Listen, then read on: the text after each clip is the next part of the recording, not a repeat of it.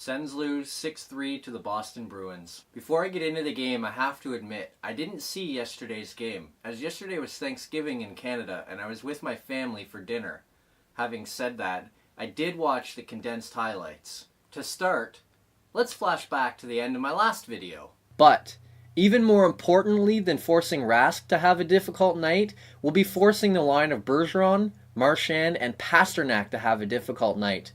Those three can single-handedly take over a game, and if Ottawa's not careful, they absolutely will against the Sens. Like I said, I didn't watch the game, so you can imagine my surprise when I checked the box score. First goal, Bergeron from Pastrnak and McAvoy. Second goal, Bergeron from Marchand and Pastrnak.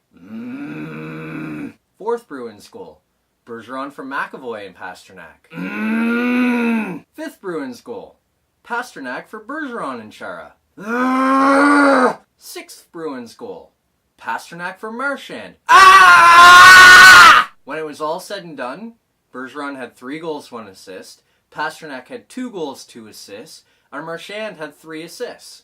That's 5 goals and 6 assists from the top line. That's ridiculous! I told you at the end of the last game, watch that line! You didn't! They gave up 5 goals! What do you want to do now? Quit letting them score! The worst part was the Sens couldn't even make it 30 seconds before they fell asleep. Pastrnak takes the puck hard to the net. Bergeron comes in and jams home the rebound, with 5 Senators standing at the net watching him! 5. The Senators had 5 guys standing there watching him. Bergeron, he was sitting down! You have to want that puck more! Guy Boucher always talks about being hard on puck and winning one-on-one battles. I didn't see any of that on that play. The game starts at 20 minutes, not some arbitrary time after that. Start on time! With about 5 minutes left in the period, the Bruins went to the power play. With the extra man, Pastrnak took a point shot that deflected off a Sens defenseman. It bounced into the far corner where Marchand picked it up. Not looking, he threw a blind backhand pass that landed perfectly on the stick of Bergeron. He ripped a one-timer by Condon, 2-0 Bruins. With the power play and the bouncing puck, it's tough to point a finger at anybody on this play. Sometimes, goals just happen, and this was one of those times. Fortunately, the Sens finally found the net in the second period. With Brady Tkachuk expected to make his NHL debut against the Bruins, there was some pregame talk about Ryan Dzingel potentially nursing an injury and being a game-time decision. Thank goodness when game time came, he decided to play. Just over 2 minutes into the second, Dzingel took a point shot that got blocked. He picked up his own rebound and jammed it home. It was a risky play because Dzingel left the point where he was covering for Maxime Lajoie.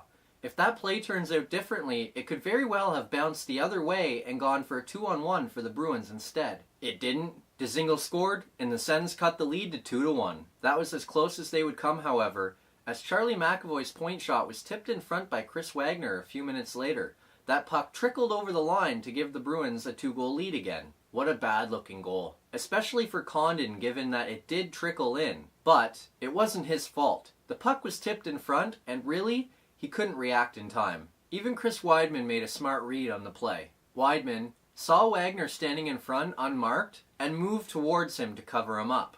Right before the puck comes, Weidman engages the player, but not the stick. That allowed Wagner to get the tip. Cover the stick, and you fix that.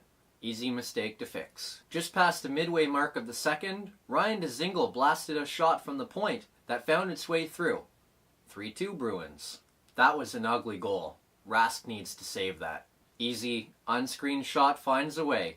Dzingel will take it, and that's the second of the night. The Sens are back to within a goal heading to the third. Less than 5 minutes into the third, though. Hats. Bergeron throws a weak backhander in front. It goes off Cody Ceci and in. That's Bergeron's 3rd goal of the night.